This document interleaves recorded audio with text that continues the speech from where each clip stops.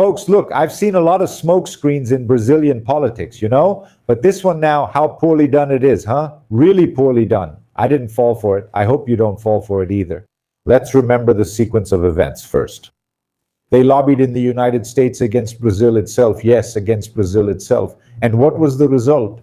Taxation of Brazilian products, companies harmed, exports falling, jobs at risk. People uninvolved in politics are suffering the consequences. Now there's another issue. They want to celebrate the fact that the United States has classified the PCC and the Comando Vermelho as terrorist organizations. Some people are clapping as if this would fix Brazil's public security or change Brazilians' lives. It won't. Look, let's tell the truth here in good old plain Portuguese that everyone understands. In practice, this classification changes almost nothing in fighting crime here in Brazil. The PCC isn't going to look and say, oh, now let's stop committing crimes. That doesn't exist. But there is one thing that changes, and it changes a lot. Brazil's image abroad. Because now Brazil starts to be seen as a country that has terrorist organizations operating within its territory. And international investors are terrified of this kind of thing. Companies get scared, capital flees, the international market reacts. And there's one more thing that almost no one is talking about. The United States has laws that allow military actions against organizations classified as terrorist, even outside their own territory. Do you realize how big this problem is?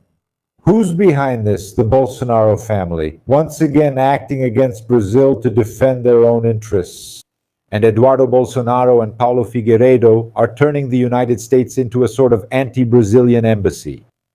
Yeah, Flavio Bolsonaro playing the role of Donald Trump's lapdog. All of this coincidentally happening just as the Banco Master scandal is exploding.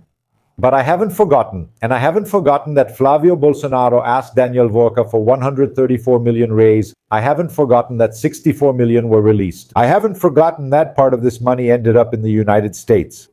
And I haven't forgotten that Eduardo is living in a mansion worth 6 million reais. And I also haven't forgotten that no one has properly explained this story so far.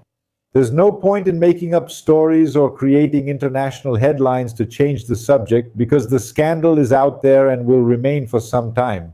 And do you know why it continues? A problem without an answer persists. It vanishes. The unexplained only grows. And so far, what they've given the most is silence. And when the politician starts talking a lot about patriotism while the money disappears and explanations don't show up, hey, you'd better keep an eye out, okay?